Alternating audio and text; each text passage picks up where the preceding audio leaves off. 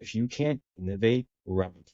I think a huge issue that a lot of people have, especially in the entrepreneur space or people who want to get into the space, or just people in general, they tend to believe that they have to be the newest thing. They have to do the thing that no one's ever thought of before. Why? Right. We usually, as consumers, end up buying from either be a likelihood of achievement, how fast the delivery is, what the dream outcome, how big the dream outcome is, how convenient is it for me to get it, the speed in which I will get it. Those are the main factors that you really need to consider when you're either creating a product or just doing anything in general in terms of the product entrepreneur space. And it can be applied to even just like a job. Let's say, for example, in a sales job, you are brand new, you've never done sales, you've done some sales, but you don't know this kind of certain sales because it's a different industry. Tip that I had gotten and I had used and it has paid me dividends is find that number one, find that top performer. Everything that guy says or woman says, replicate everything because it is so much easier to replicate than innovate. Because once you replicate and you get it on a consistent basis, either a little bit below or maybe matching their level, that's when you can start innovating and elevating. But the platform that you'll have starting from the ground zero to try innovating with the least amount of data points that you could possibly have, there's no point in you doing that.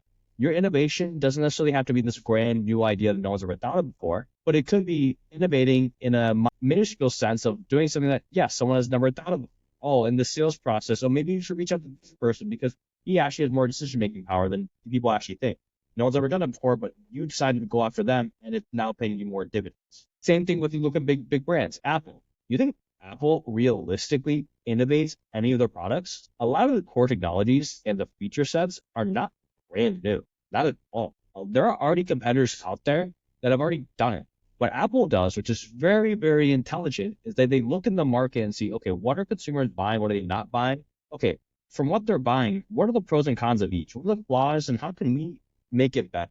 You can always beat out your competition, not by being the brand new genius, but being someone who could just be a little bit better. And that little bit of better, that 1% margin, will pay you 100 times more dividends because who's going to choose the better or worse product if they're at the same price point? I mean, I would choose the product if they're at the same price point, wouldn't you? So don't stress yourself too much of thinking this brand granular new idea that no one's ever thought of before. Look at something that's already working. Let's use a cleaning service, for example, right? I have a buddy who does a cleaning service. How can he make his customer service either better, his delivery better, his overall this experience better for the end consumer that makes them feel like they're achieving more value than anything out there? But even though the process itself is very simple, just little nuance, little nooks that make him elevate against the rest of the competition. That's what you just realistically have to look out. So don't stress yourself out. Do not stress yourself out too much. You got it. Just don't in the beginning. Don't seek to innovate. Seek to replicate, and then